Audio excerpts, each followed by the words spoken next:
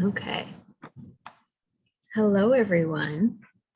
Uh, Thanks for all being here. Sorry we had to reschedule last minute, but we're back. So that's great. I'm glad we could reschedule pretty soon after the other one. So um, the agenda today is mostly going to be about the amendments, the proposed draft amendments that we at Newberg and Heather and Scott at 3J have been working on. And let's see, we don't need to do a roll call. I think we're probably good to get started. Heather, did you want me to pull up the PowerPoint? I was just going to ask you that question. I'm good with either way. What works for you? I have more slides, so should I pull it up and then it'll just be. Yeah, because I've been trying to do it and it won't pull up like it usually does. So it might be best if you do it. Okay, it says host disabled participant screen Oh, share. let me change that. Okay. Okay, you should be good. Can you see this? Yep, we're good. Okay, great. Okay. I lose my Zoom controls when I turn this on, so I'm gonna figure that out while you start off. So okay. Sure. So like I said, the agenda today is mostly going to be about the amendments. I'm going to start off talking about some stakeholder interviews that we did. Actually, with our other project, our housing production strategy, it kind of worked out time-wise that we could all do our stakeholder interviews together. So it worked out really well. So I'll just do a brief summary of that. Then Heather will be the most of the discussion on the code amendments. If we have any members of the public and they want to provide comments, we'll do that at the end, and then talk about project next steps. So we can move on from here. Perfect. Okay, so developer stakeholder interviews. So we did this in September/early October. And you've already heard some of this from the housing production strategy update you all got, I guess a few weeks ago now, but I highlighted some of the things that were relevant to this project that we heard. So we talked to multifamily developers, both that do affordable housing as well as market rate housing, single family housing developers, the ones that usually do subdivisions and that sort of thing. Both affordable and market rate developers were part of those conversations. Local county government officials, and also local service providers, organizations, and nonprofits that assist people around a variety of housing needs. Next slide. All right, so the questions we asked were mostly around housing development, kind of what they saw around housing in Newberg. And it kind of was just a really free-flowing conversation that we had. So there were a lot of topics that were covered. Not everything that I'm highlighting here is in the summary notes, but if you go to the packet, all of the summary notes are there. I only chose the ones that were mostly relevant to this particular project. So around housing costs, a lot of the people that we talked to agreed that housing costs are too high for many people in Newberg. Even the ones that are developing housing, they understand it can be sometimes unattainable for everyone in Newberg.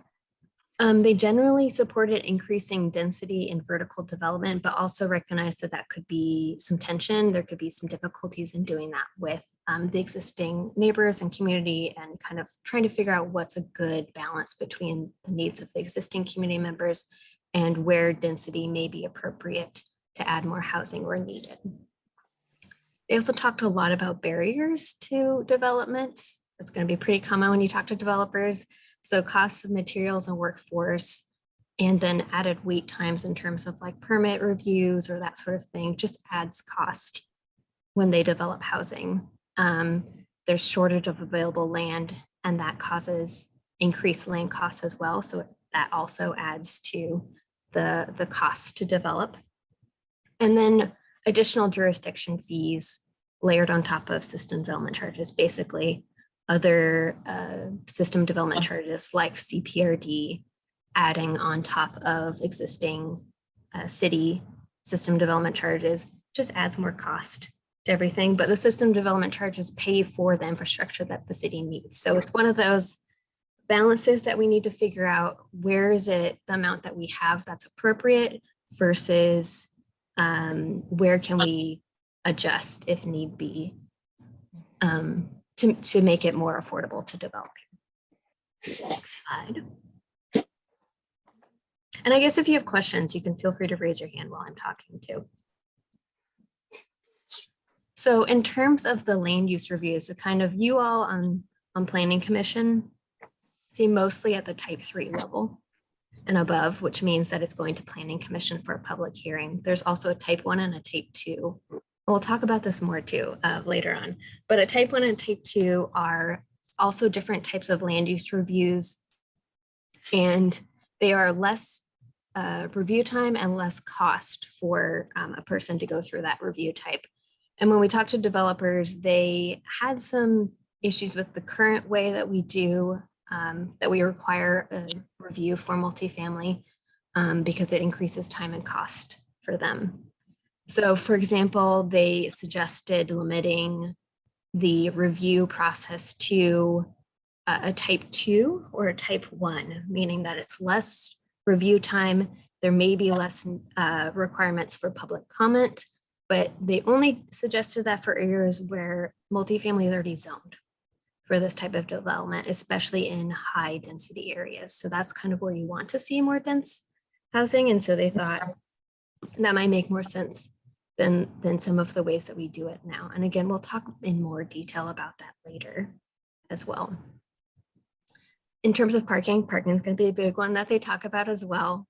They mentioned it being difficult to take advantage of height incentives because of the parking ratio requirements. So if you add more height to a building, more units, you have to also add more parking. And so they found that that could be a hindrance to building multifamily. They mentioned considering a shared parking program or parking structure for downtown in particular to help with some of the parking needs.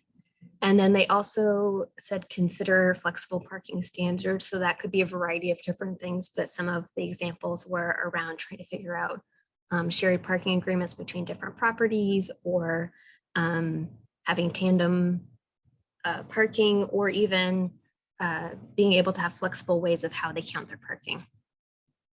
And then they also suggested a parking study in general, just to understand what are the actual parking needs for Newberg in general. So then they can have a better understanding of why parking requirements are the way that they are. Next slide. And then just some additional that didn't quite fit into categories were suggestions of reducing the system development charges in general to increase more development feasibility. This is something that you commonly hear in every city. It's not just Newberg. Also reduce lot size requirements. So they suggested that to make it easier, and kind of the next bullet point kind of goes along with that, also make it easier to subdivide land. And then they also mentioned consider climate resilience and changing community needs. So for example, air conditioning units are pretty much should be almost necessary anymore, just with some of the issues that we had, especially with senior population. So they were wanting to make sure that we considered those things and how to develop buildings that will be climate resilient and sustainable as well. I think those are all I had on the summary. So any questions on that? We did take some of the ideas that they had, and those were good ideas that we sort of thought about as potential drafts. So some of this may look familiar, but yeah, any questions on this? Hi, Commissioner Capri here. I just want to make sure in my heart that where you're getting this information from them, they all have, it's kind of like conflict of interest to say, oh, sure, we'll, put 2 parking places in, because everyone that could afford one of the houses, that's kind of where it gets really tricky, because you're talking about affordability. Usually for these new homes, both people work, if it's a married couple, they've got 2 cars.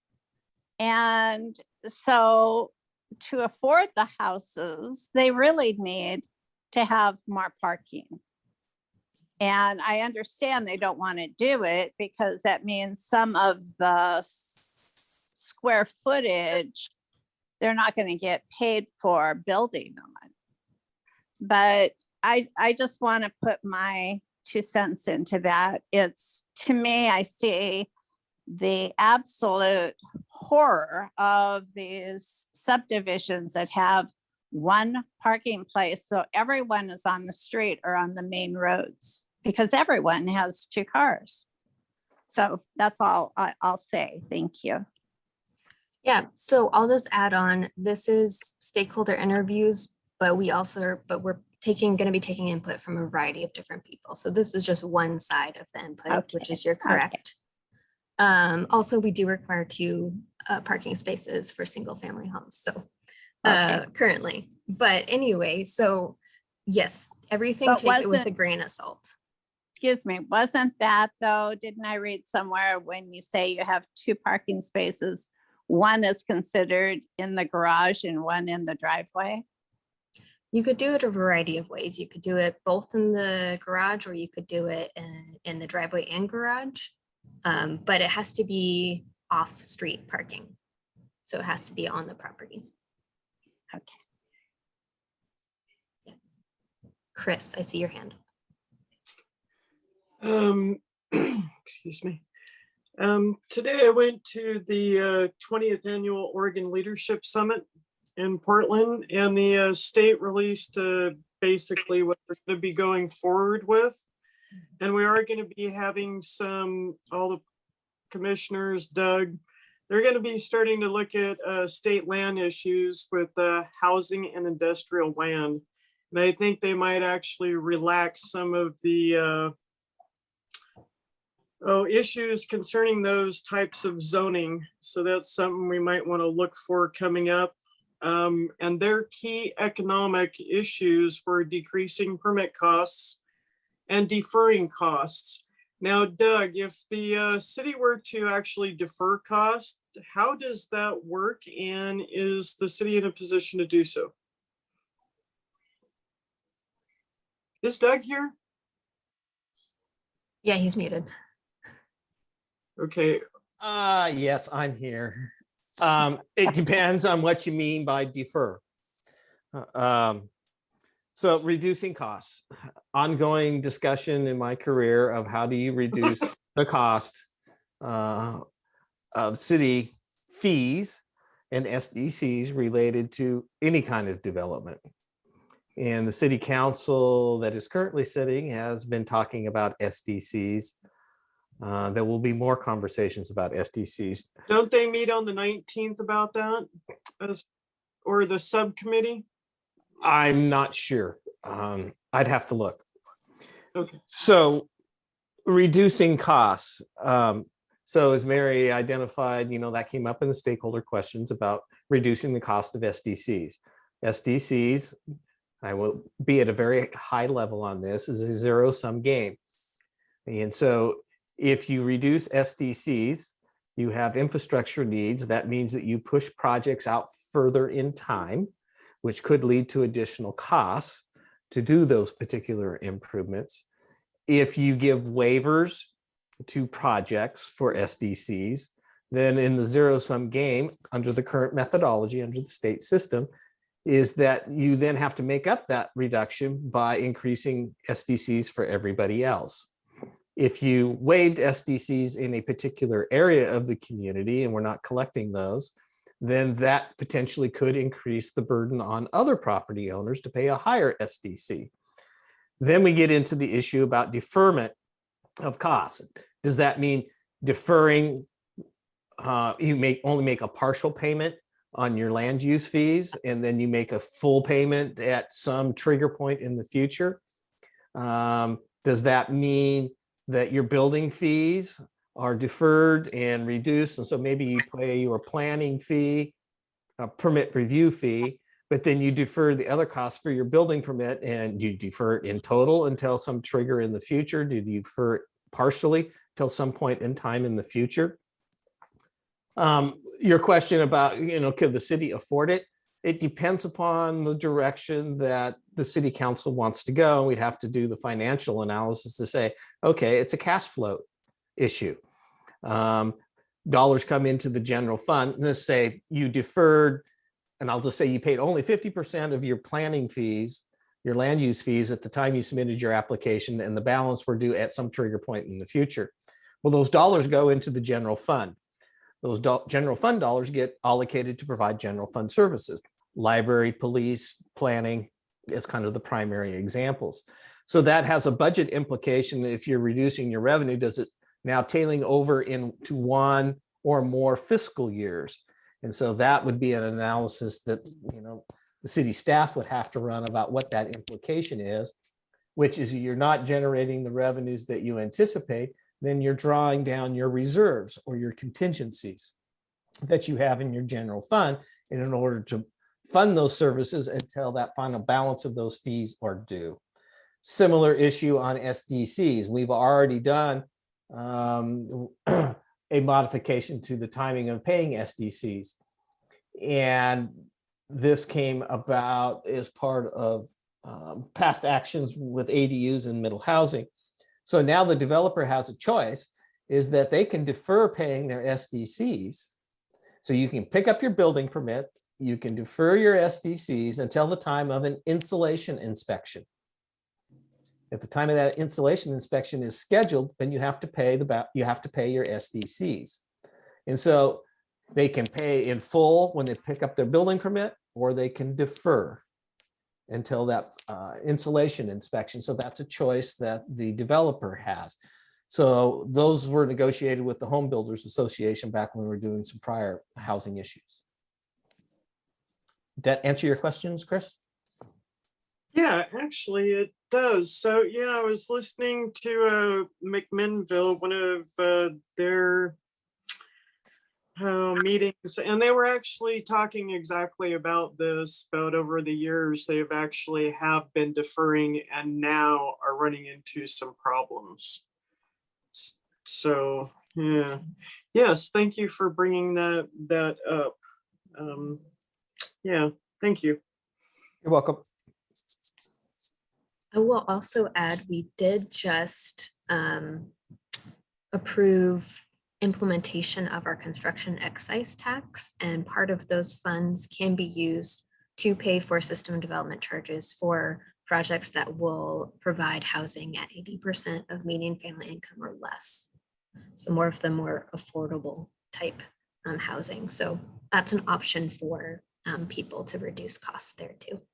And that program could also help defer some of the building permit fee costs or the land use planning fees. Yep. But again, you have to meet that threshold of it being for 80% median family income or below households. Okay. Thank you. Huh. All right. Any other questions on this? Okay. Yeah, and as I mentioned with Sharon, this is just one of the inputs that we're receiving. So you all will provide input, and then we'll talk about this later, but we'll also have a general community input on the proposed amendments as well. So it's not like we're just taking input from developers and using that. We're going to make sure that we talk to everyone. So that was a good point that I should have made before. Okay. Right, well, maybe I'll jump in, Mary, if that's Mhm. all right. So I'm going to talk to you about the proposed code amendments, the packet that you received a month ago, and then now most recently, just today, got a reminder from Mary about that, has 3 categories really of proposed changes. These are not in chronological order. We decided to put them in more in order of how it makes sense to cover the issues. So we're going to start with the parking requirements, and I think Mary did a nice job of teeing that up with what the developer said about that, and then Commissioner Capri gave some great feedback there as well. So we'll be looking for more feedback once we go through the recommended changes. Then we've got the clear and objective design standards that we outlined for projects that would be an option for them to go through. And finally, we wanted to talk about those land use review types that Mary mentioned in the stakeholder portion. So let me advance the slide. So parking standards, currently for multifamily, your standards are broken down by bedroom unit. If you're proposing a development that has studio and 1 bedroom units, then you're going to require 1 parking space per unit. 2 bedroom units require 1.5, 3 and 4 require 2 each. 5 or more bedrooms, you do 0.75 per bedroom per unit. And then there's a total overall of 0.2 spaces per unit for visitors. So 1 space for every 5 units, so that a visitor has a spot to park. This is of course cumulative. So if you have a mix of 3 bedroom, 2 bedroom and studio apartments in the same development, you take the mathematical total and figure out what your parking minimum is, and then add in that visitor amount. There are a couple reasons to recommend looking at this in a different way. The first is that this can be a bit difficult for staff to implement the parking requirement. It takes a lot of information up front at the architectural review stage of exactly what bedroom counts are, what units are, what's an office, what's a bedroom, what's a work from home space. There's a little bit of ambiguity in how to determine this from a staff review perspective to make sure that you're following the code correctly.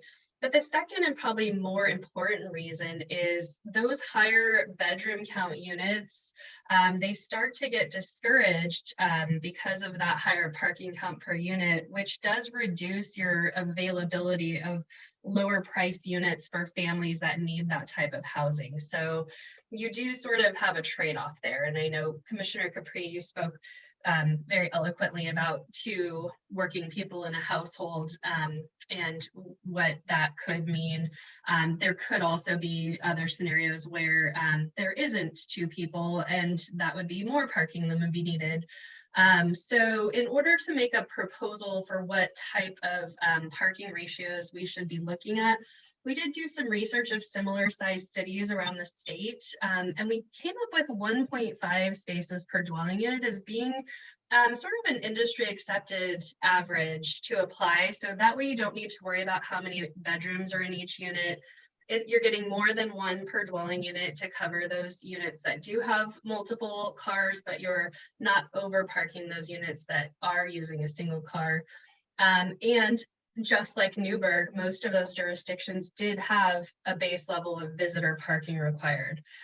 So we recommend keeping that same 0.2 per unit or 1 for every 5 units. And I went ahead and did a little math just to demonstrate what this might look like. So in this first scenario, I assumed that there were maybe 24 units in a multifamily project, 12 or 3 bedroom units, 6 or 2 bedroom units, and 6 or 1 bedroom units. And the current ratios would require 39 parking spaces, not including the visitor space. As proposed at 1.5 per unit, you'd end up with 36. So on a 24 unit project, it's only a 3 parking space difference between those 2 scenarios. And I was pretty liberal with the larger units there too, just to make sure I wasn't undercounting those 3 bedroom units. So just keep that in mind. And then the second one we looked at was a 36 unit development. And that project, we assumed 16 3 bedroom units. And again, I went kind of high on the 3 bedroom units just so I could show what would be possibly like a reasonable worst case difference here. 16 2 bedroom units and 4 1 bedroom units. The market tells us that you actually are seeing more 1 bedroom units these days, but I wanted to show kind of an extreme example. At the current ratios without those visitor spaces, you're looking at 60 minimum required parking spaces, whereas under the proposed scenario of 1.5 per unit, you're at 54. So on a 36 unit with like a pretty heavy amount of 3 and 2 bedroom units, you're looking at a 6 space difference. And then both would require that 8 visitor spaces. So those are the parking requirements. I'm just going to go back to this and open the discussion about parking, which I think has already been opened by Commissioner Capri, but let's keep going with it.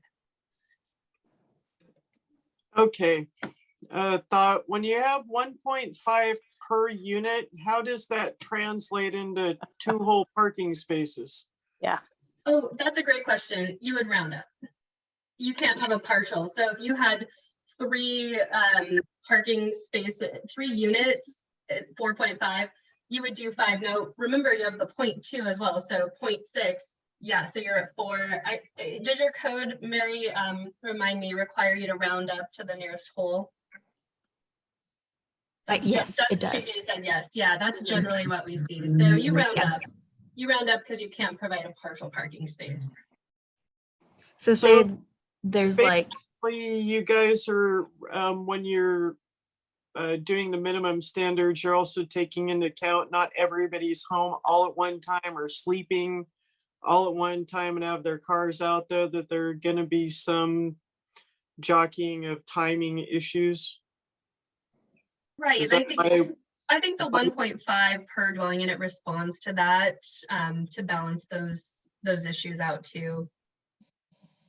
Okay. So I know you went through this before, but can you just remind me what the reasoning was to reduce the proposed minimum? To reduce it from what it is right Yeah, now. sorry, late in the day, I've been working all day. No, totally. Brain's fried. Yeah, 2 reasons. One, so that staff won't have to administer the parking minimums based on a bedroom count that can change if you have, the staff's in the position of determining what's an office versus what's the bedroom. Right. But more importantly, to not discourage those 3 or maybe even 4 bedroom units by requiring more parking for those, so that we do have more units that are available for families at a lower price point than the stock that's available now. Okay. So at this time, Newberg's parking is based on bedrooms, but potentially can go to this unit to help with parking issues and open up other land.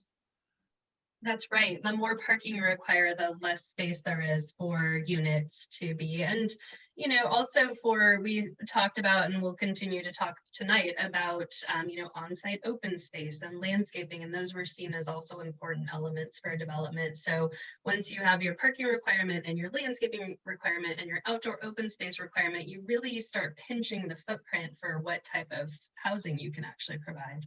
Yeah. So it's a way to address that. Is there going to be maybe a potential offset when you have apartments like this, if it's located next to a park or setting like that? Then do you have to consider the open space and square footage in totality, or can be? Yeah, that's a great question. Yes, we do have a provision later on that we'll discuss about reducing the on-site recreational space if you're within a quarter mile of a public park. All right. Thank you. I see your hand, Commissioner Capri. Yes, I just wanted to throw something into the mix. My sister and her husband lived in a condominium in Hawaii, in Honolulu. And that building, when you bought your condo, you got one parking place, but they sold you another one if you wanted another one. So I just wanted to put that out there, that could be a possibility for builders to do, or, that they would make money if they provided more for people who wanted them. That's a great point. That is so well taken, because these are minimums. So the market might demand that, or inspire a higher level of parking, in which case the developer would be inclined to add more parking. And like you said, they can rent those out or sell those separately. And so this does not preclude that. And that's a great point, that could be the scenario in certain developments, perhaps further from the city center, or in other ways that more parking makes sense. That will certainly be assessed. That's a great idea, sure. That already happens a lot already. In apartment buildings that I've lived in, you'd have to pay for the parking. Really? Huh. Mhm. I have been so spoiled. Oh. Well, their argument is it takes up potential dwelling units. And so without that rent, then they want some sort of compensation for having to put in parking. Okay. Not everyone does that, but it is more common nowadays. Thoughts or general straw poll on the direction we're headed with our proposal here, basing parking on dwelling unit at 1.5 per dwelling unit, and leaving visitor spaces the way it is. Can I make one extra little point? Sure.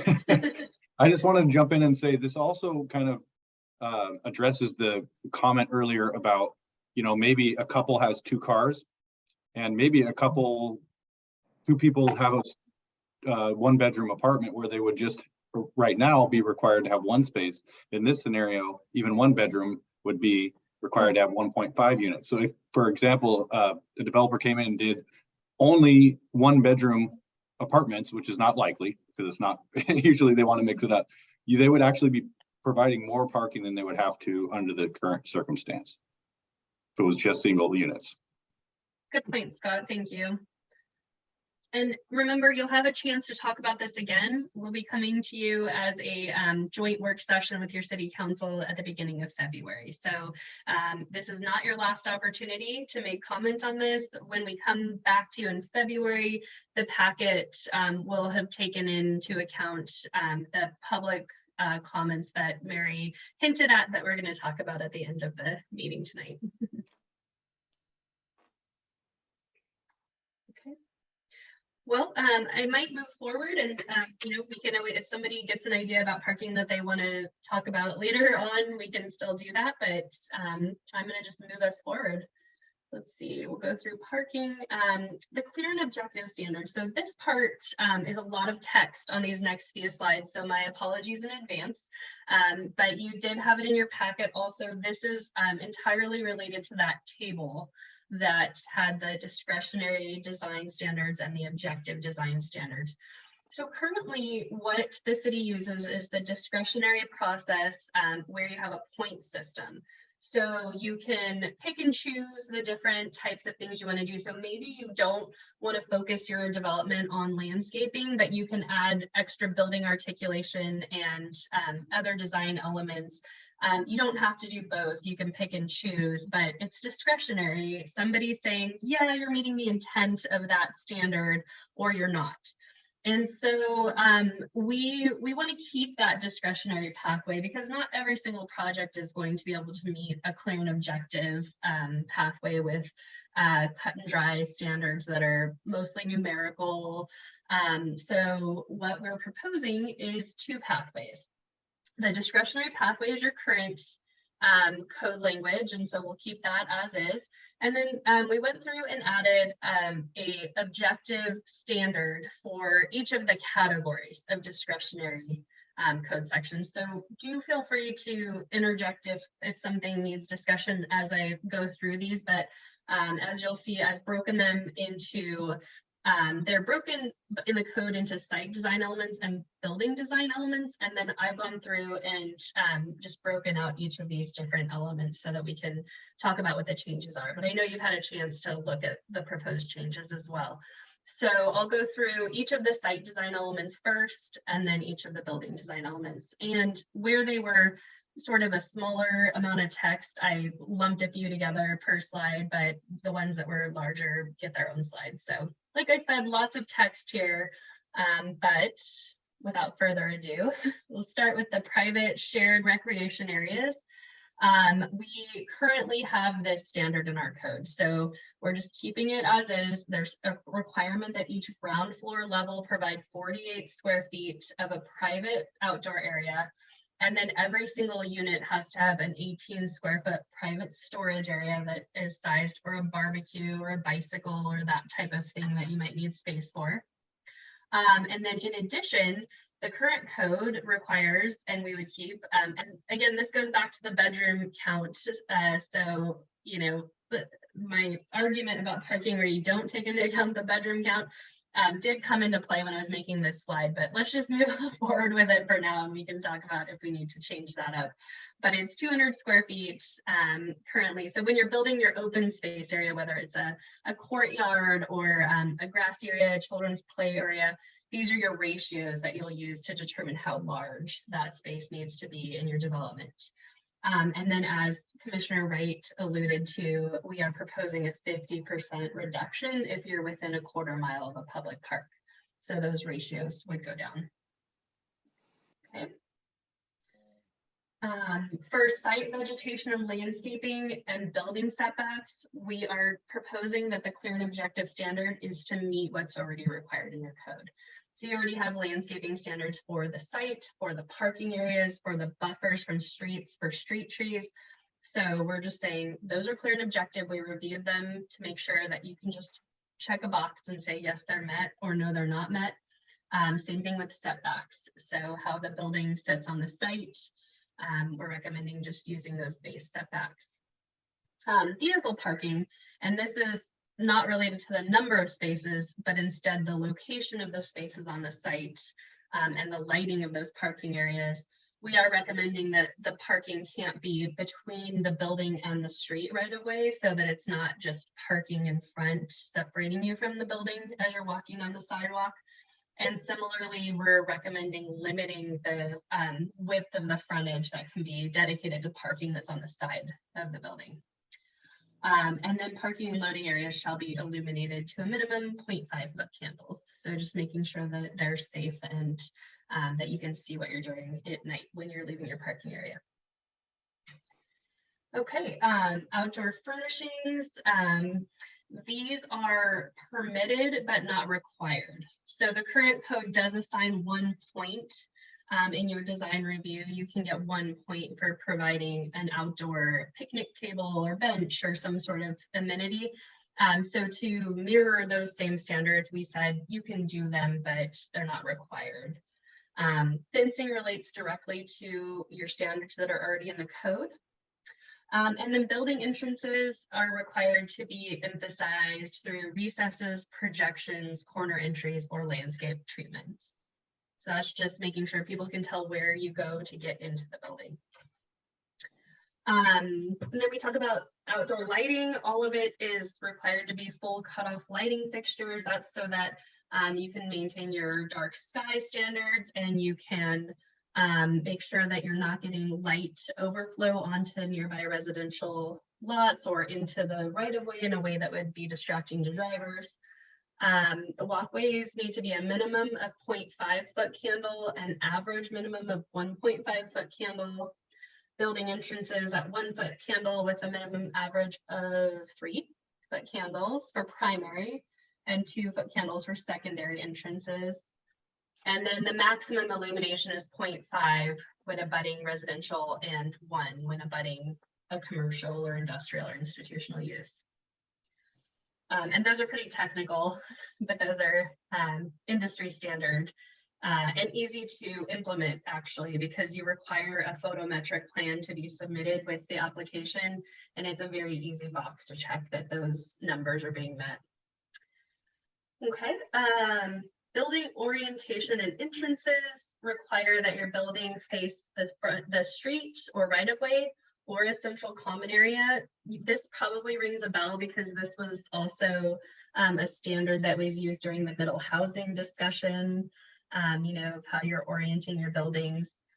And then for arterial streets, we want to have a maximum distance from the required setback of 20 feet for at least 50% of the frontage.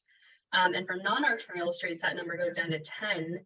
And that is so that you don't end up with lots of buildings way at the back that are not as approachable to pedestrians, not as interesting when you're driving along the street. So really asking those buildings to be pulled forward, but still meeting setbacks and being a maximum distance.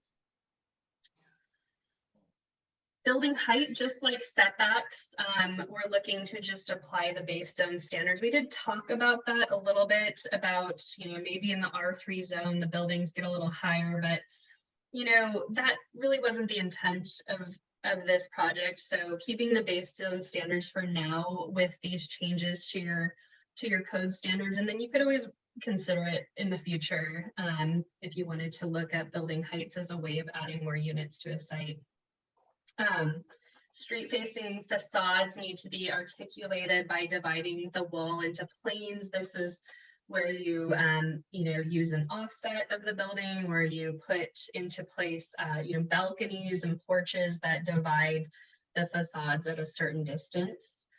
And the same thing with the design of requiring a minimum of 25% in windows or glass on doors, a distinct base and a top, and you limit your amount of blank walls to up to 750 square feet. So you're really wanting to take the bland blank surfaces and reduce those so that it's an interesting, inviting design as you're walking by or driving by the site. And then we have the garage doors be painted to match the color palettes. Building materials. This was more of a prohibition rather than a requirement. So these are the types of materials that we do not want to see being the only or the primary use on the street-facing facade. So street-facing facade, you can't use any of these materials when you're going through the clear and objective standards. On the sides, you're limited to 35%. So vinyl PVC siding, T111, plywood, exterior insulation finishing, corrugated metal, plain concrete or concrete blocks, spandrel glass, and sheet press board. So those are the less attractive building materials that we want to limit to the less visible sides of the building. Architectural elements is similar to our standards for pedestrian amenities, which they're not required, but they are encouraged. And that's to use the city's historical styles of Queen Anne, Dutch colonial revival, or bungalow.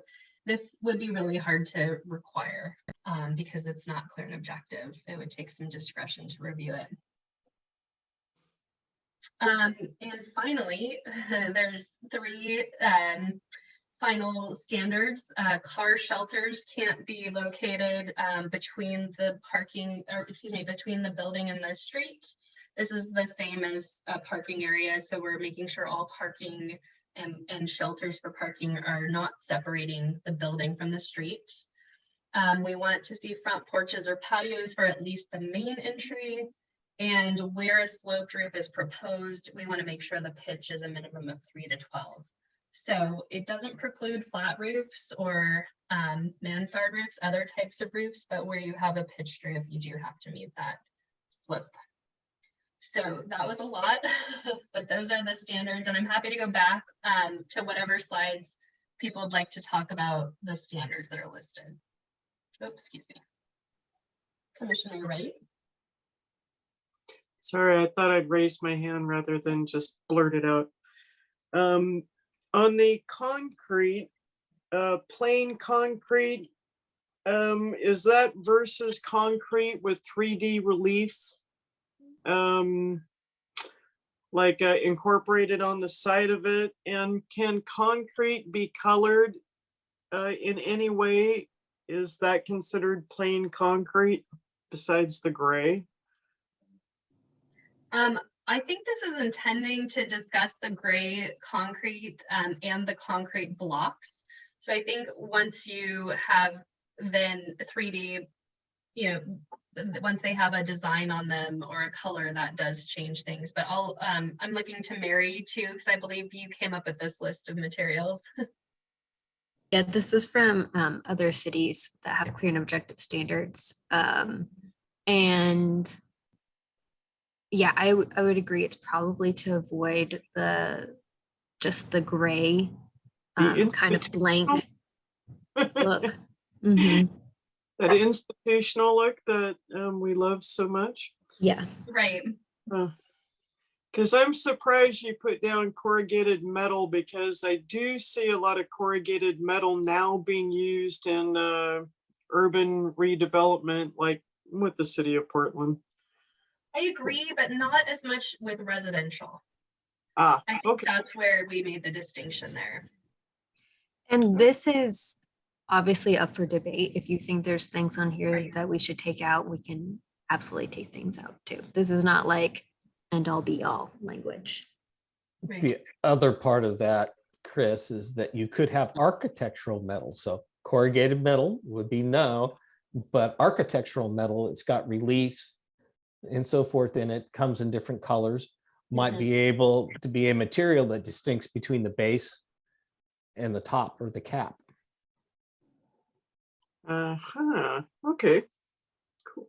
Thank Yeah, you. and I took this from some of these standards from one of the communities I worked at before, and they have multiple multifamily buildings. So I know that these standards don't like prohibit multifamily from happening, or it didn't seem like it was too burdensome.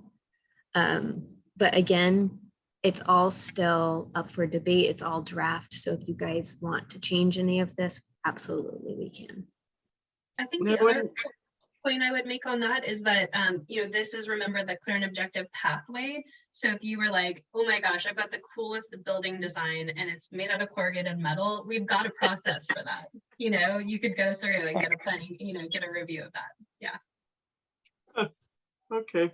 So it's not necessarily absolute, but if they prove it can be visually compliable in some way, that might be an option. Okay. Yeah, this is a way of just saying, we need to limit the universe of possibilities because we want to basically check a box. And so this is how we propose to do that, but we're happy to revise this if the box, if no problem with corrugated metal. And I agree, I think corrugated metal is having a really nice place in a lot of like the brick and mortar building next to the food cart pod and those types of developments, but I haven't seen it as much on residential. Yeah, I've only seen it in a couple spots used as visual barriers for headlights coming off the street, where people used corrugated metal that was also fashioned very artistically in producing a screen, a visual screen too. But okay. Commissioner Musil? Yeah, I just wanted to go back on the concrete part we talked about.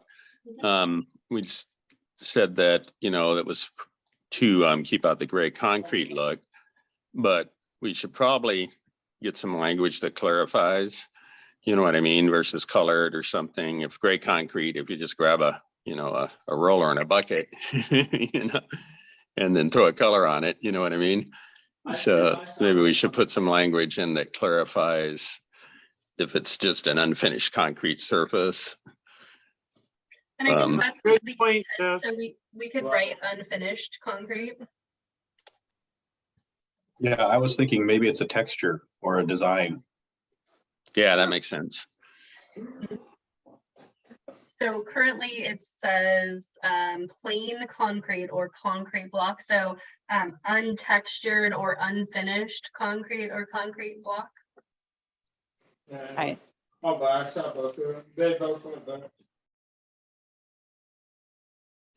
that's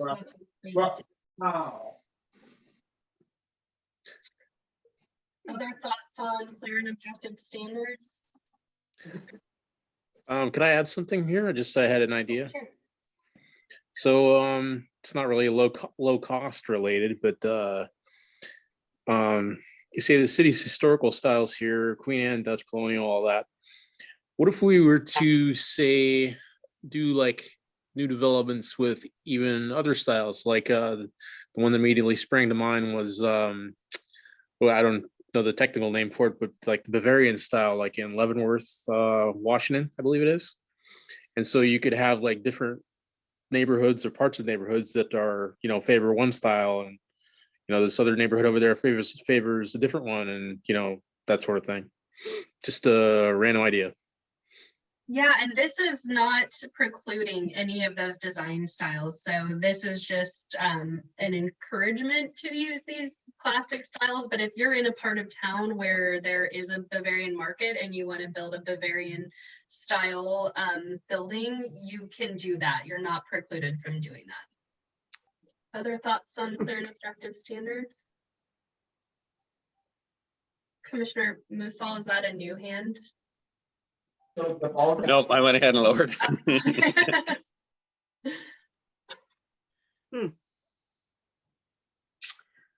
Heather, Mhm. would it be useful to show the packet where it shows the table so they could see what it proposed might look like with the discretionary versus the clear and objective, so that you can see there's the discretionary standard and then the clear and objective that relates to that particular standard. So then it's a little like, we didn't just like come up with all of these like different ideas. We're basing it off of what we already have in the code. Yes, that's the parking section. So, okay, well, I'll just show really fast the parts that we took out that we put into the left side of the table. So you see the site element, site design elements there. And then it goes into the building design elements. And so that became our middle column, I suppose, but our leftmost criteria column, which is the discretionary process. So projects with 5 to 8 dwelling units must obtain 14 points. Projects with 9 or more dwelling units must obtain 20 points. And they're ordered by the most points to the least points for each category site design elements. So the 3-pointers are at the top and the 1-pointers are at the bottom. So each of these things earns you 3 points, but by the time you get down to, you know, outdoor lighting, proving that you're using appropriate lighting gets you 1 point. You know, articulating your entry gets you 1 point. So what we did was each of these categories that are on the far left, private and shared recreation area, we put what the current discretionary standard is, and then we included what our clear and objective standards would be. So the idea is that as a developer is deciding to build a multifamily project, they look at this table and say, oh yeah, I can meet all these clear and objective design standards, so I can go through this objective process, or I got this great concrete and corrugated metal building, so I'm going to get myself into that discretionary process, you know. So it lays it out pretty clearly so that someone proposing a development could make a choice pretty easily here, we think. So yeah.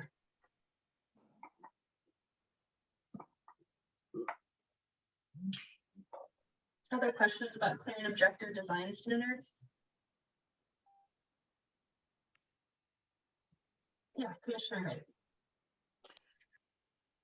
When you were doing your interview with stakeholders, did they identify anything on the objective standards list that you have here that were better for them as builders?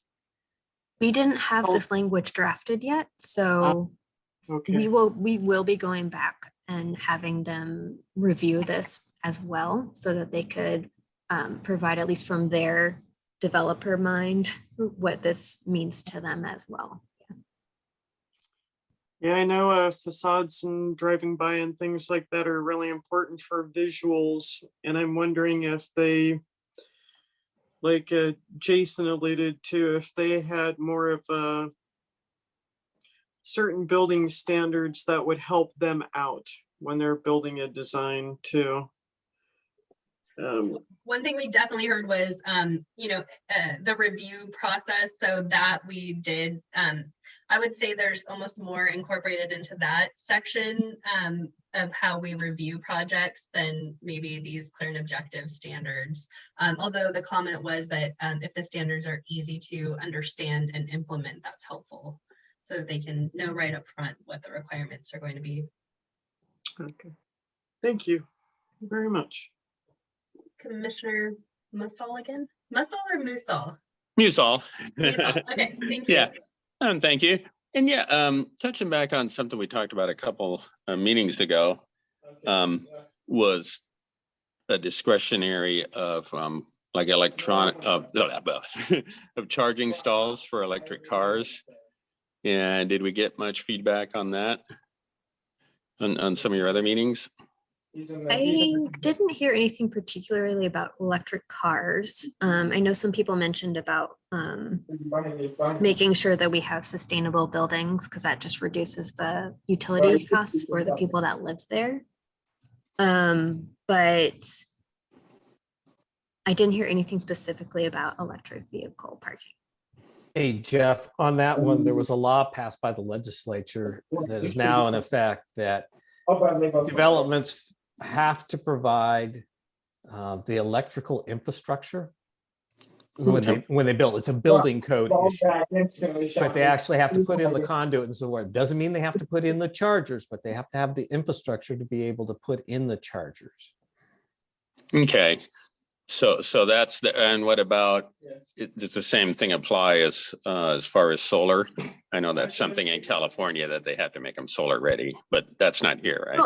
That's not, no, I'm not aware of anything Yeah. on the requirement. For The solar. charger thing is probably more important anyway, with people buying electric. I know, like I charge my car at home, but say I was looking for an apartment, that would be the decider on where I would get an apartment, whether I could charge my car or not.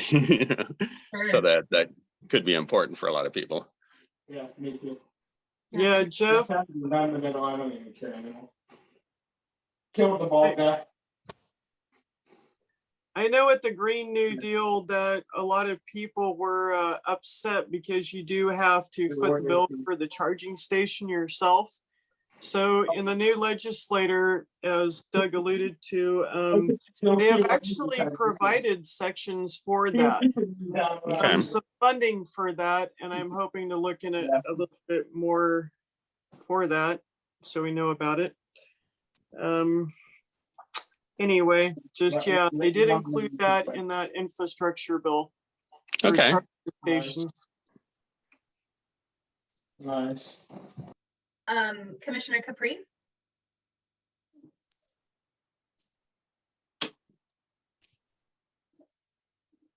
Commissioner Capri?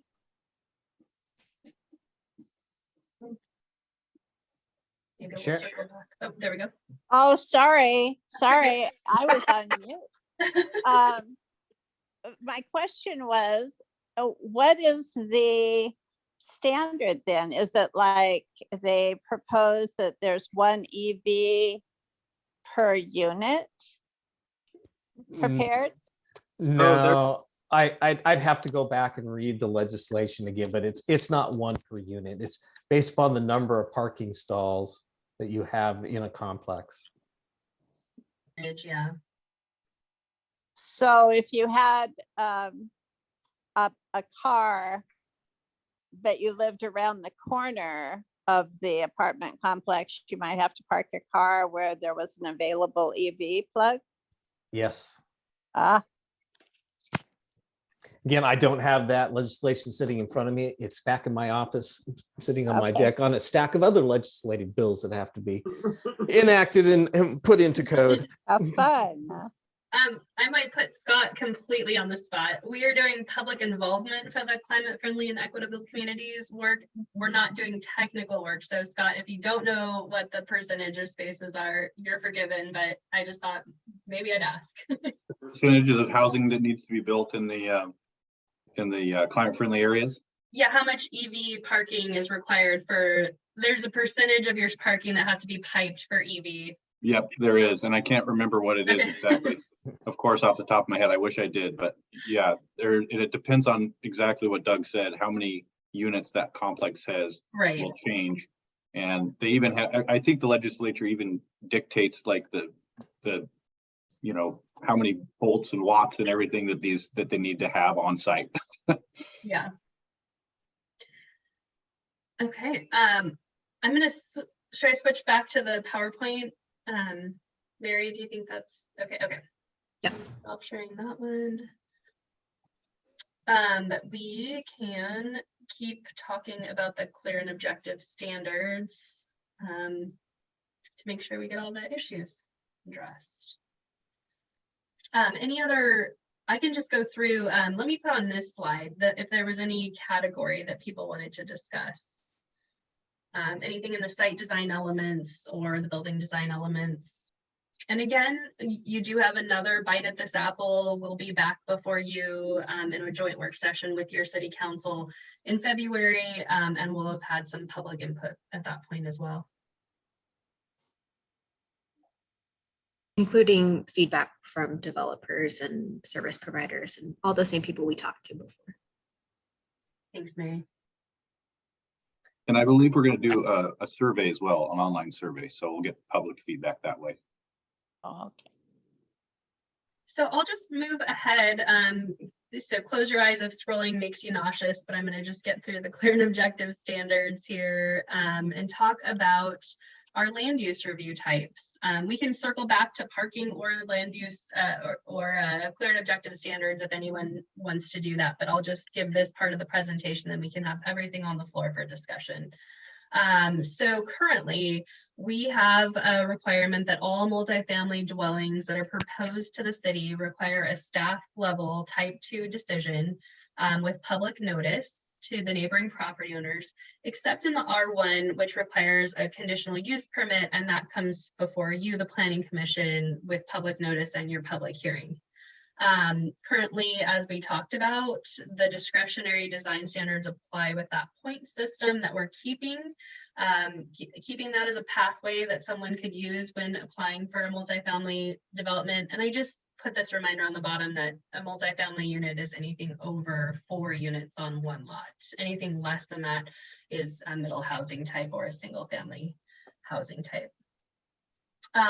Here is what we are proposing. So we did look at what zone it's in and which standards you'd be applying. So we thought, well, the higher density zones where there's larger developments, less single family homes, less neighborhood conflicts, those R3, C3, and I zones, if you're going under the clear and objective standards and checking all of the boxes, then a type 1 staff decision without requiring public notice probably makes sense for those types of applications. Putting higher density projects in higher density zones, where other higher density projects are already existing, that seemed like a type 1 was reasonable. The type 2, which is currently your review process, that requires a staff decision with public notice.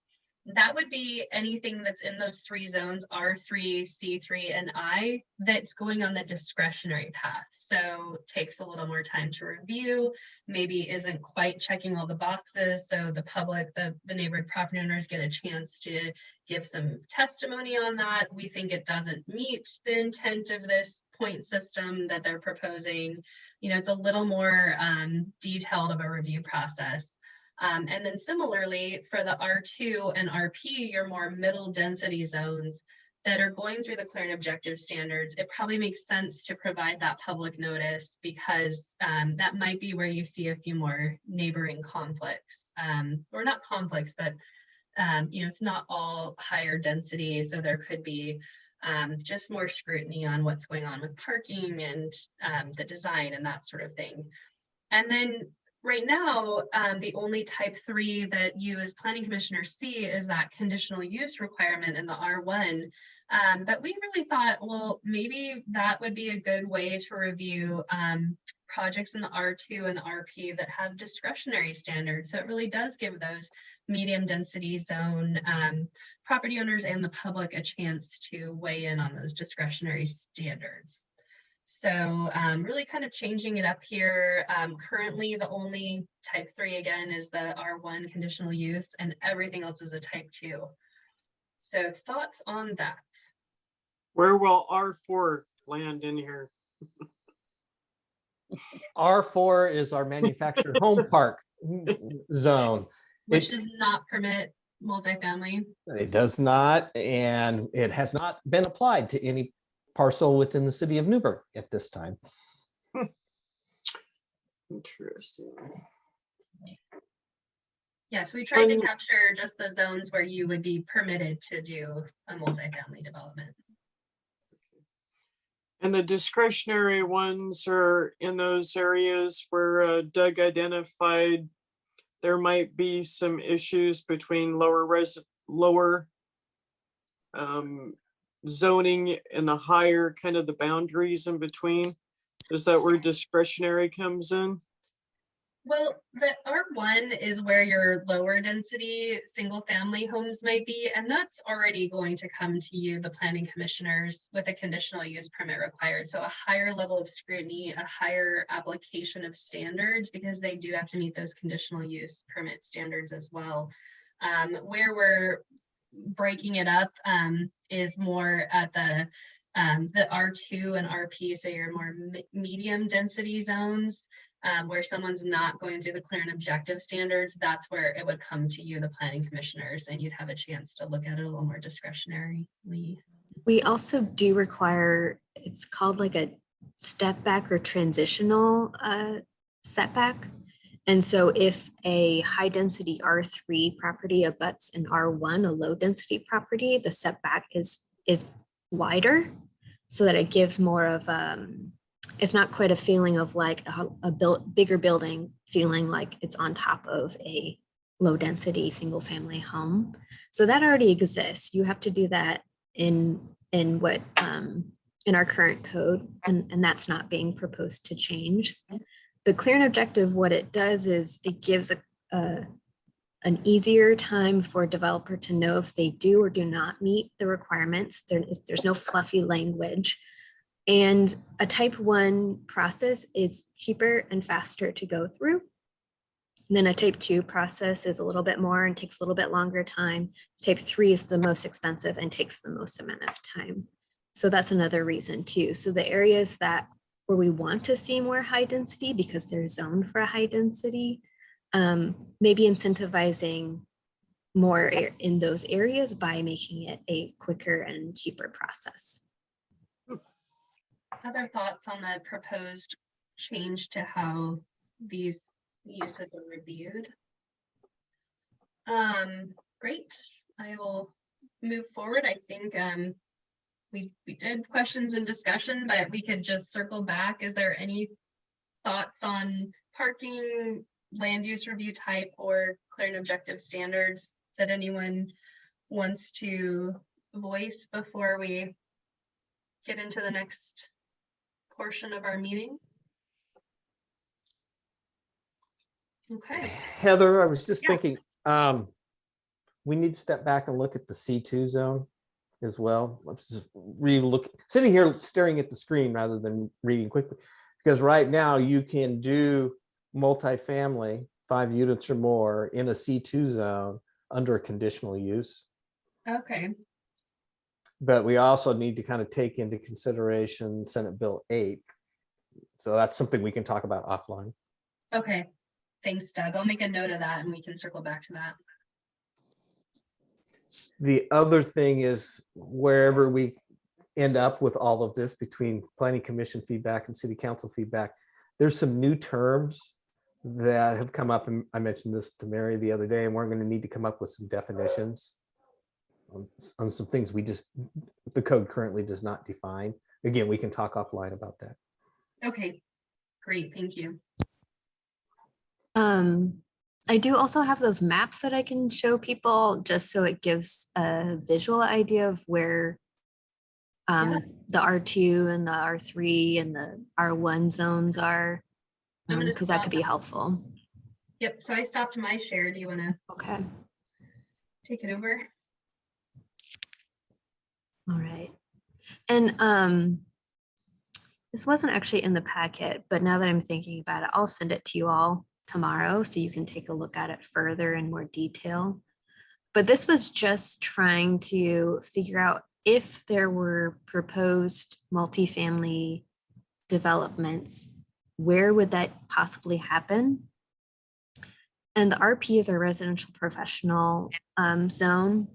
And typically when we get multifamily development proposals, they're 15, 20 unit developments. They're not small, but they're also not humongous. So I was trying to figure out where in the city that would possibly work. So in the residential professional, there's an area around here. And this is with a lot of caveats because you see these large lots here. This is owned by CPRD. That's probably going to stay a park, or maybe not CPRD. I think Portland Community College. That's probably going to stay a school. This is all park land. So when we see these large properties, we have to take, it all with a grain of salt. But this just shows you kind of how difficult it could be to build in certain areas because we just don't have huge lots for multifamily. But it's helpful to understand, with the existing proposed and current code where these things could happen. And then in our R3, which is our high density zone, these are lots that are over 30,000 square feet. So if you think about an acre is a little over 43,000. So they're just under an acre. It's 0.56% of the community. And a lot of them are already developed. And if you do see there's like natural resource or streamwater corridors that go through it, which limits certain development. So we just don't have areas where all of a sudden you're going to see large multifamily buildings popping up all over the place. You got to find a good site and it's not easy. So this is the R3 high density. Here is the R2, which is your medium density. You can see a little bit more, but a lot of it is already like these are manufactured home parks. Those aren't going to change. Schools, those aren't going to change. Things like that. So I'll send this to you all tomorrow to look over some more. And again, we're having multiple opportunities to talk about this further, but this just gives you an idea of if a larger 15 to 20 unit apartment building was going to go in, where would it even be able to go? And it's pretty limited. So, and you can see here that some of these larger lots, they all back on a stream corridor, which would limit the ability to develop there. So sometimes it looks like a large lot, but it's not really that developable. So this just gives you an idea of kind of where the R2 zones are that are over 60,000 square feet, R3 high density over 30,000, and then your RP residential professional over 45,000 square feet. Those are kind of what you would expect the lot size to be if somebody wanted to build a 15 to 20 unit apartment building. So it's kind of hard to see on the screen here, but I will send it to you all tomorrow. So Mary, right? So when it comes to building upwards, do you still need the same amount of square footage or acreage to build the higher density if we're going to go up in elevation and Well, go over? Yeah, the thing to consider when you go up, that means you're going to add more units and that would add more parking requirements. So you would have to figure out how you could build more parking if you wanted to go a little bit higher. We're not proposing to change any of the height standards at this time. And I believe in the R3 zone, the high density zone, maximum height is 45 feet. So you can still get a 45-foot building depending on if you're meeting all of the standards and everything. But if you wanted to go higher, you would still have to be able to provide parking for that. Is it possible to develop some underground car parks, or is that not a possibility in this area? It gets to a cost factor. And so where you're spending, you go with a true parking garage, you're looking now about between $20,000 and $30,000 a space versus a surface space at around 10 to 12. And so it gets really expensive to do podium buildings and underground parking.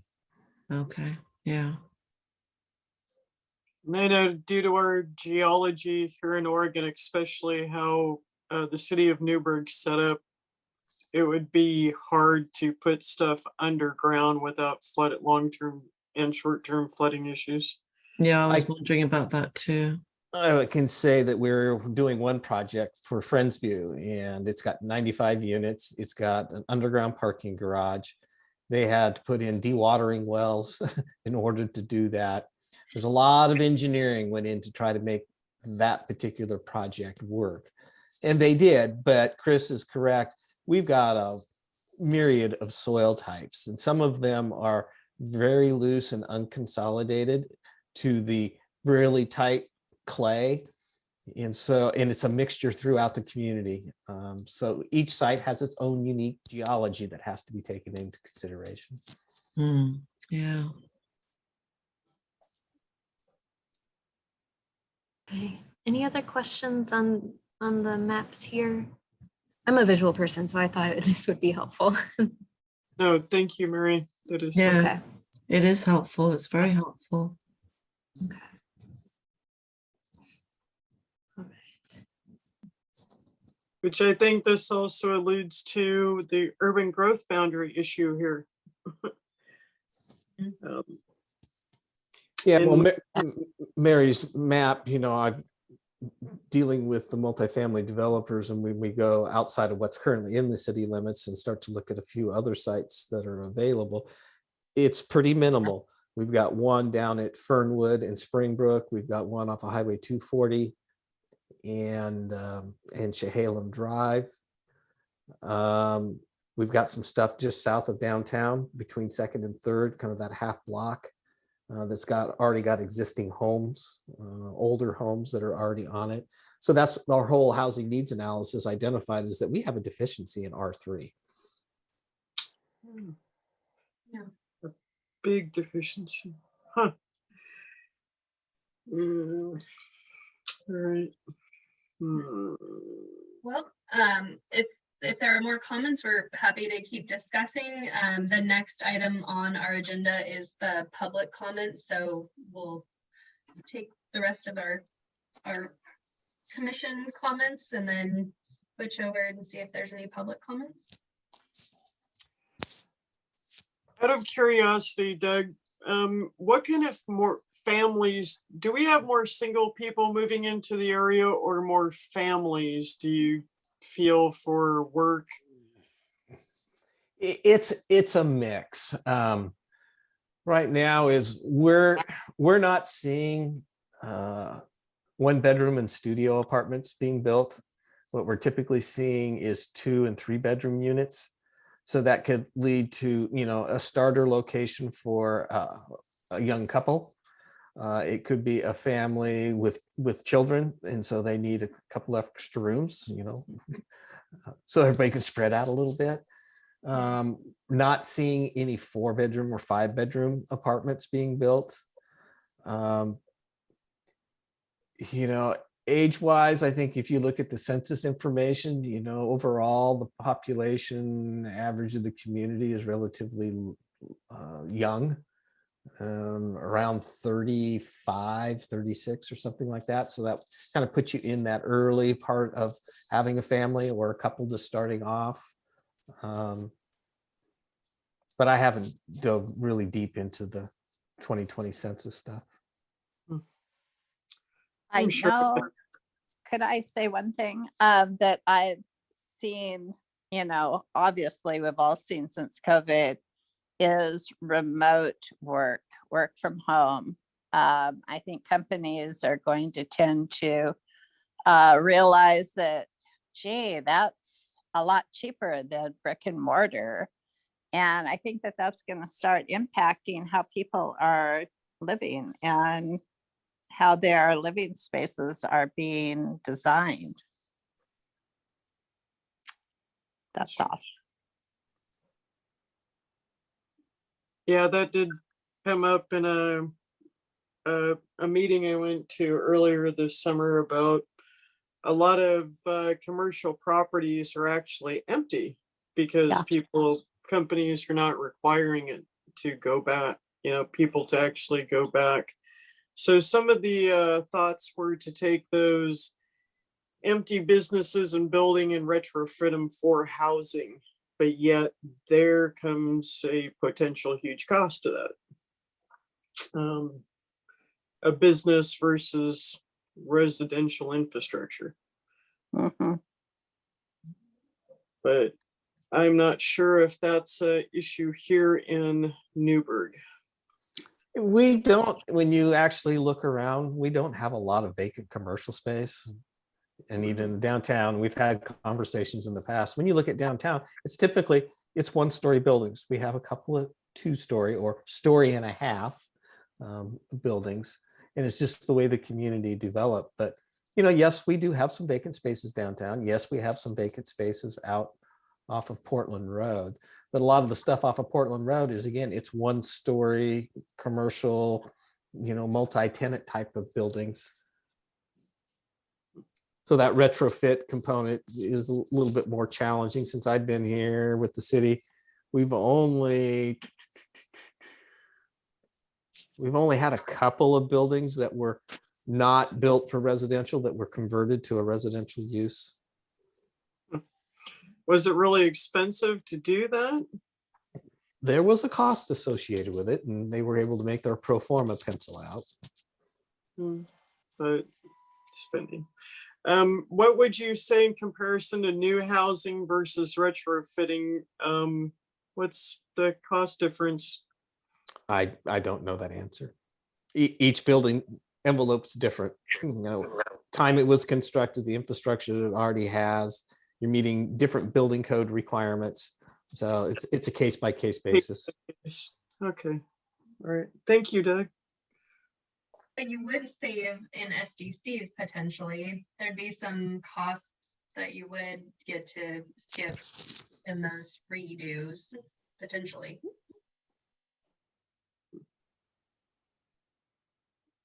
Thank you. Good to keep. Other comments from the commission? Well, Mary, if we don't have any others, do you have folks who are online who, oh, we don't. Nope. Oh, I even okay. invited some of the developers because I know you guys wanted that to this meeting, and some of them couldn't make it, but they're wanting to participate in future surveys or however, so. Well, that's a good segue to next steps. I did have a public comment slide and a next step slide, but we can just say what our next steps are. And the first is the online survey and online open house for this project. And I'll let Mary and Scott maybe speak to that. I think you two are heading that up. Yeah, I can just talk about the survey a little bit. Ideally, what we're working on is putting together a survey that the public can answer that dives into these specific changes that we're recommending for the code. So it's not kind of pie in the sky, what would you like, what you don't like. These will be very specific questions about the proposed changes to the code. Yeah, and it's intended for the general community, but we'll also be pushing it to the stakeholders that we already talked to get their feedback, and then as well as the general community. And that open house is this Tuesday, 14th. No, different project. Ah, No, this will be I think in January, Scott, is that right? I think that's what we're tentatively scheduled for. So I don't think we picked an exact date at this point, but once we get that date, we will start advertising it to get as many people involved as we can. How are you going to disseminate it? Can I ask? Well, we have existing email addresses from people that have participated in previous housing related events or surveys or things like that. We obviously have our list of stakeholders.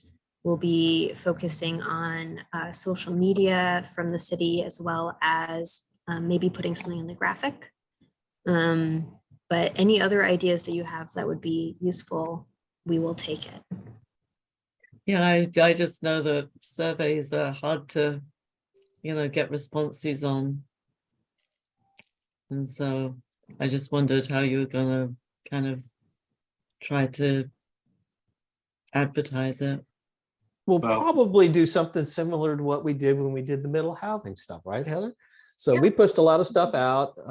We did survey work, some open house work, and we had, in that project, the first round, we had 75 people who participated. So that was actually pretty good for Newberg. Yeah, It is.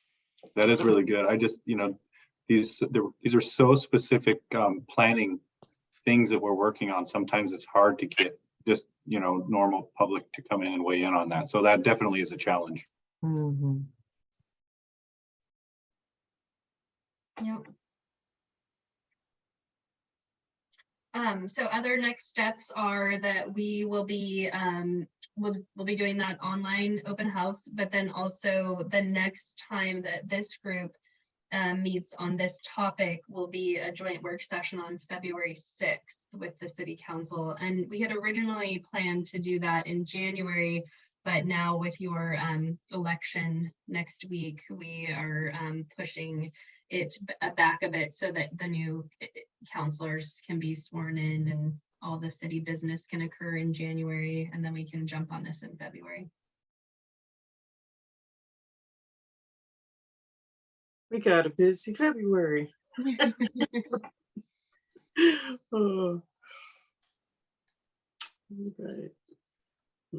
Yeah, and if things go as they may, we may have to have a second meeting, a third meeting in February, just on current cases. Wow. Early heads up. Don't schedule any vacations for February. Yeah. Or look at your calendar. Well, we have another half hour scheduled for this meeting, so if there are other issues for the commission to address, we can do that, but no reason to take up people's time if everybody's had a chance to get the information that they were looking for and give their feedback. And I'll also add, you can send, if you look over things some more and you want to send comments or questions, send them our way, even in between meetings. You don't have to wait. Mary, that's good. Thank you, Mary. Doug, this has nothing to do with this meeting, you guys. But sorry. Today, Rep. Janet Byram stated that the cities that wanted to be in on the proposal for the semiconductor to include their city in potential location of semiconductor businesses. I don't know if the city plans on putting forth any proposal for industrial property for that, but they were talking about looking at cities that had enough industrial property to house more superconductor facilities. Yes, we were aware of that. We actually coordinated with SEDCOR to get the mill site put on the list. I don't know if it's on the list, but we did suggest it. Okay, It's the only larger site that we have that can accommodate a facility like that. like that. And then, who was it? One of the largest, Schnitzer Steel, the largest employer, I guess, in McMinnville. Do we have any recycling facilities for metals besides the city recycling area? Yeah, Waste Management has their bins that you can recycle metal. They're talking about we're having a really shortage of metals and how important it is for not only for some of our infrastructure, but the superconductors coming up. And that recycling was gonna help, but I wasn't aware that they were the largest employer for the city of McMinnville. They are, I don't know if they're the largest, but yes, they are a large employer for McMinnville. That was the claim today, so that's interesting. Well, good. Thank you very much for getting all those groups together and submitting that. It is really something needed here in the city that, you know, when the mill closed down, a lot of people really were at a loss. So bringing something back here and it would be fantastic. Absolutely fantastic. Heather, back to you. Yep. I don't have anything else for the group, so I'm just letting commissioners let us know if they have anything. Otherwise, I think we are close to completing our agenda for the evening. But I don't want to cut anybody off short. We have it scheduled till 8, so we have the room till 8. Could I ask a question? Yeah, of course. Just off the top of my head. So I know that ADUs are probably coveted to include ADU properties on existing residentials.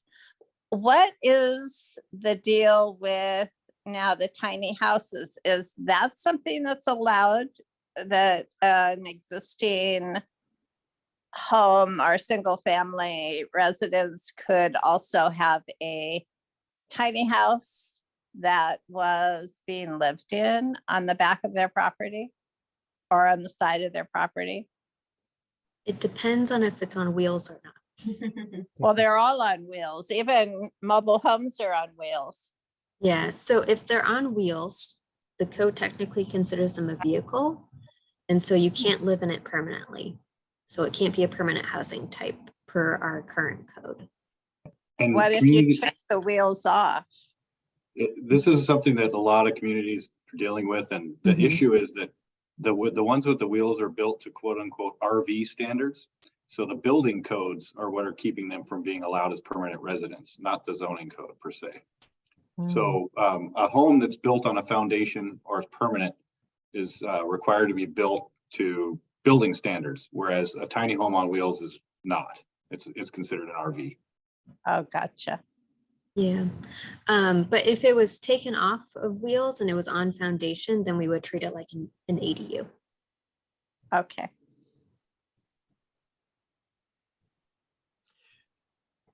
Question, Commissioner Wright? Doug?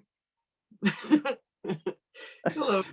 Um, If you have a new development and they do it like a duplex where they have two houses on one piece of property, but can one be considered an additional living unit?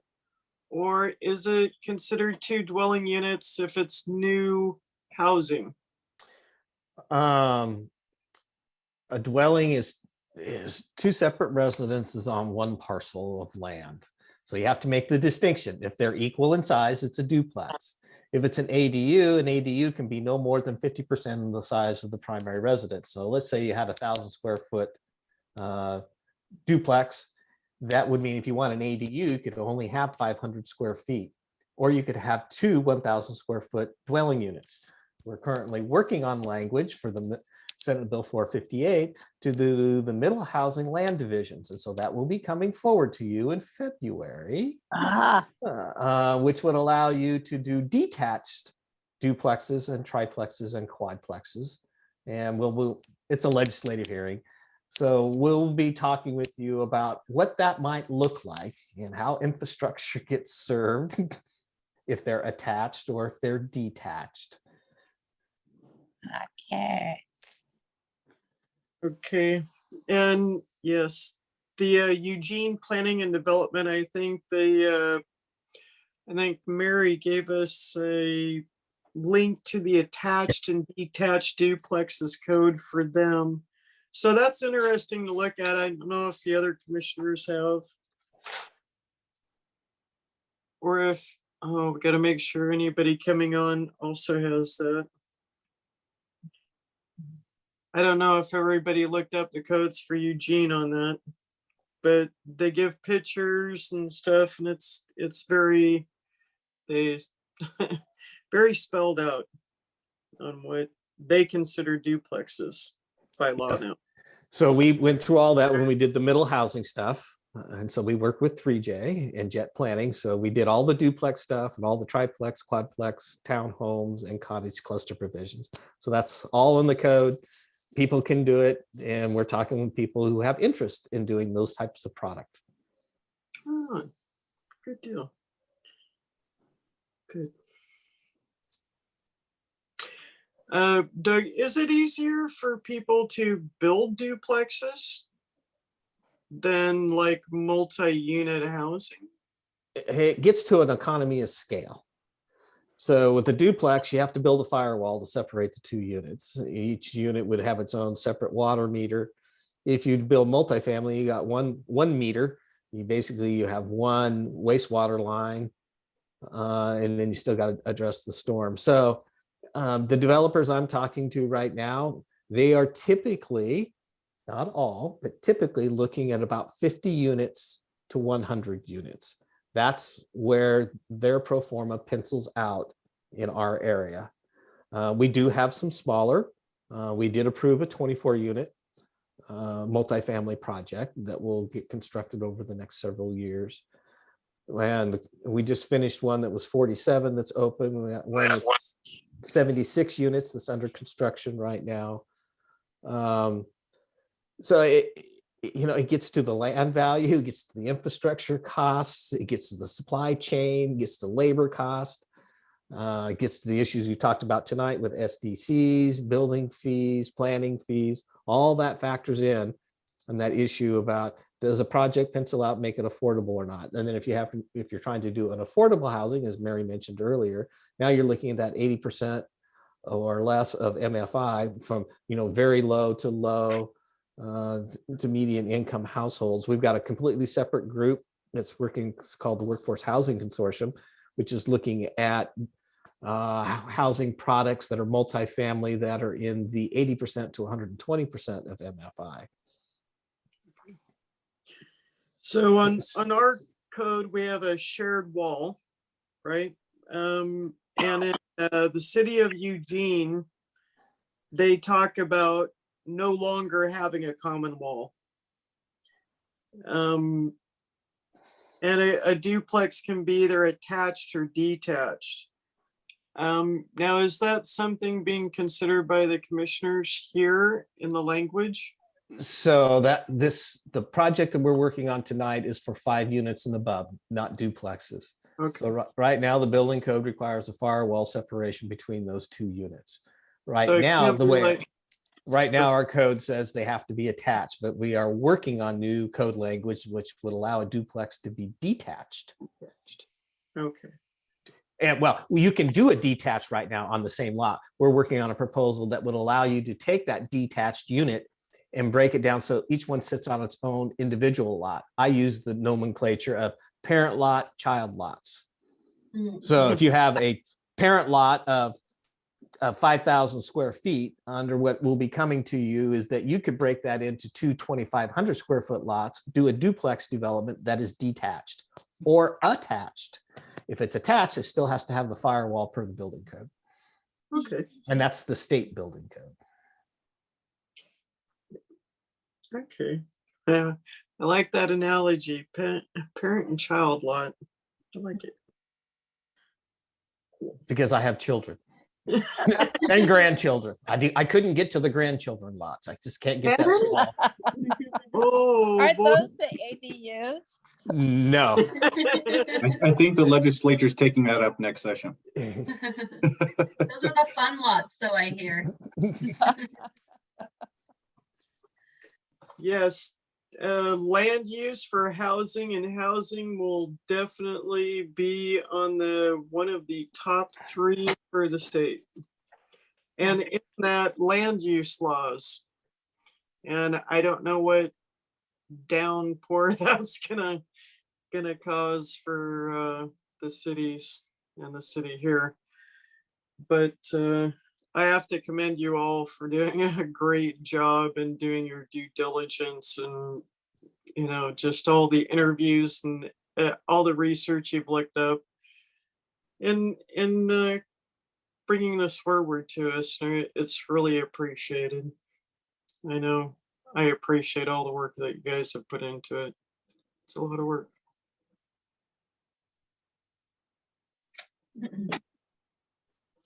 Well, with that, then I say we're good to go. Humbug, no. Any further thoughts before we end? Mm-mm. No? Okay. I will send the maps to you all tomorrow. So if you have questions on that, let me know. But yeah, otherwise it looks like next time we'll meet is in February.